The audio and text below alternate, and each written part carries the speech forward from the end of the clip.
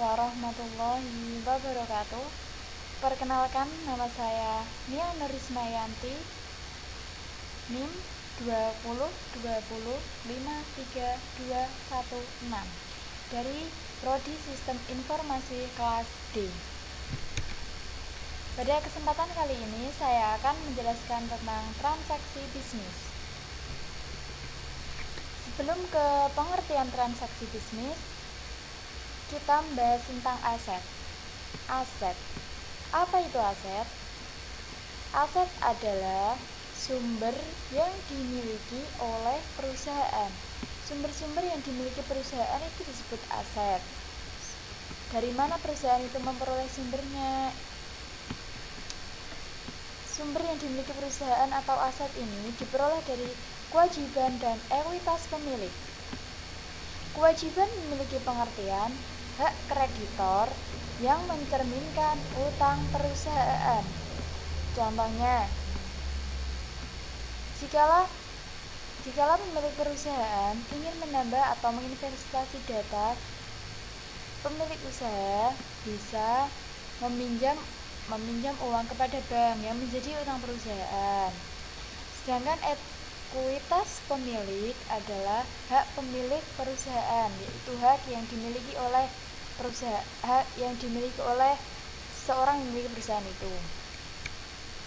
Nah, selanjutnya kita akan bahas tentang pengertian transaksi bisnis. Transaksi bisnis adalah peristiwa atau kondisi ekonomi yang secara langsung mengubah kondisi keuangan suatu entitas atau secara langsung mempengaruhi hasil operasinya. Misalkan ada membayar gaji karyawan, membayar biaya pembelian peralatan dan lain-lainnya, itu termasuk transaksi bisnis. Contoh, pada tanggal 1 November 2005, Chris Clark mendirikan perusahaan yang dinamakan Net Solution.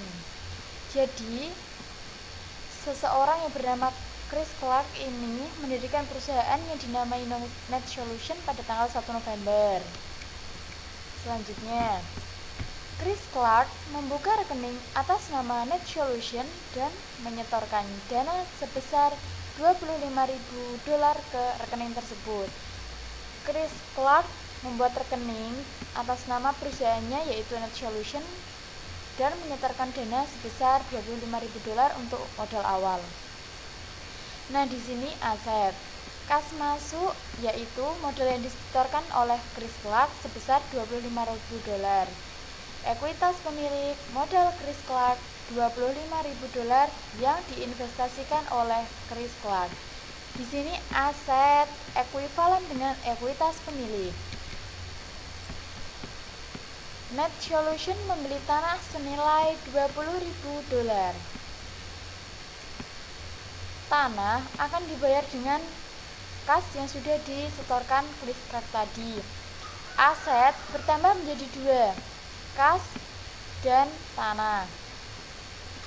Saldo yang bermula $25.000 karena digunakan untuk membeli tanah sebesar $20.000, sisanya menjadi $5.000. Tanah $20.000. Ekuitas pemilik modal Chris Clark tetap $25.000. Selanjutnya, selama bulan itu, Net Solution membeli perlengkapan secara kredit senilai $1.350. Di sini membeli perlengkapan senilai $1.350 ini dilakukan secara kredit. Nah, aset berkembang menjadi 3 bagian lagi. Pertama, kas, saldo tersisa $5.000. Perlengkapan plus $1.350. Tanah $20.000. Kewajiban dan ekuitas pemilik. Utang usaha. Dikarenakan perlengkapan dibeli secara kredit, maka $1.350 ini masuk ke dalam utang usaha. Modal Chris Clark tetap $25.000. Selanjutnya, Net Solution memberikan jasa kepada pelanggannya lalu membukukan pendapatan sebesar $7.500 dan menerimanya secara tunai. NetSolution memberikan jasa kepada pelanggannya dan mendapat imbalan sebesar $7.500 yang dibayar secara tunai. Jadi, kas bertambah $7.500, saldo total $12.500, perlengkapan $1.350 dan tanah $20.000. Kewajiban utang usaha tetap $1.350. Modal Chris Clark $25.000 ditambah dengan pendapatan jasa secara tunai $7.500, jadi totalnya $32.500. NetSolution membayar beban-beban berikut: gaji $2.125, sewa $800, utilitas $450, dan rupa-rupa $275. Aset: kas saldo $12.500. Di sini digunakan untuk membayar beban-beban yang totalnya $3.650. Jadi saldo berkurang $3.650. Sisa saldo $8.850. Perlengkapan tetap $1.350. Tanah $20.000. Kewajiban utang usaha $1.350. Modal Chris Clark $32.500 dikurangi $2.125 digunakan untuk membayar upah karyawan, $800 digunakan membayar sewa, dan dikurangi lagi $450 untuk biaya utilitas. Yang terakhir dikurangi $275 untuk membayar biaya rupa-rupa. Jadi sisa modal Chris Clark $28.850.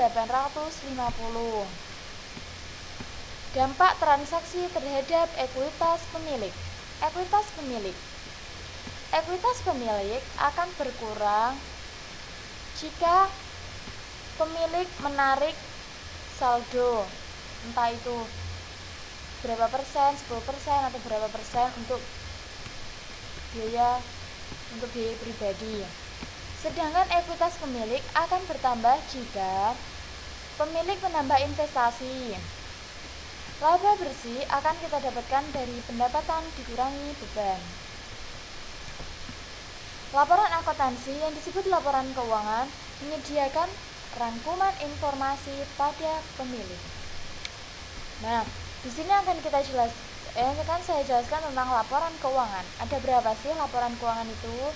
Laporan keuangan ada 4. Yang pertama, laporan laba rugi. Laporan laba rugi adalah rangkuman dari pendapatan dan beban selama periode waktu tertentu. Jadi, pada laporan laba rugi akan diterangkan pendapatan dan beban selama periode waktu tertentu, entah itu 1 bulan atau dalam berapa, sesuai dengan perusahaan itu. Laporan ekuitas pemilik, rangkuman dari perubahan ekuitas pemilik selama periode waktu tertentu. Sedangkan neraca yaitu daftar dari aset, kewajiban, dan ekuitas pemilik pada tanggal tertentu. Laporan arus kas yaitu rangkuman dari penerimaan dan pengeluaran kas selama periode waktu tertentu. Nah, ini merupakan contoh laporan laba rugi, dan ini laporan laba rugi dari PT NetSolution untuk bulan yang berakhir pada 30 November 2020. Pada bulan November, PT NetSolution mendapatkan pendapatan jasa sebesar $7.500 dan menanggung beban-beban operasi yang berupa pertama, beban upah sebesar $2.125. Yang kedua, beban sewa sebesar $800. Yang ketiga, beban perlengkapan sebesar $800, beban utilitas $450, dan beban lainnya $275. Total dari beban operasi yaitu 4.450 dolar. Laba bersih, dari mana kita mendapatkan laba bersih? Laba bersih didapatkan dari pendapatan jasa dikurangi beban-beban lainnya, beban-beban operasi. Total laba yang kita miliki yaitu 3.050 dolar. Ketika neraca menampilkan kewajiban dan ekuitas pemilik di bawah aset, maka bentuk laporan yang digunakan. Sekian presentasi dari saya. Kurang lebihnya mohon maaf. Wassalamualaikum warahmatullahi wabarakatuh.